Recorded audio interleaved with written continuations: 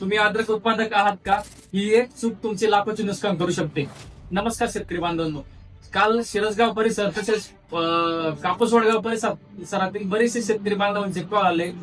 त्यांचं अशी अडचण आहे, अद्रक पिकामध्ये त्यांच्या बियाणामधून पाणी सुटतंय.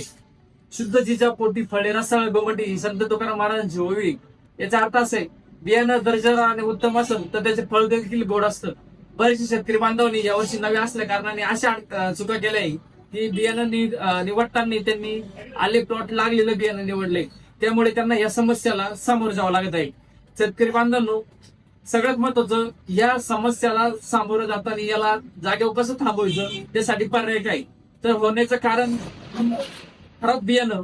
तसेच बरेचसे शेतकरी बांधव आता सध्या उन्हात पाणी देत आहे. या उन्हात पाणी दिल्यामुळे त्या समस्या मोठ्या प्रमाणात आढळून येत आहे.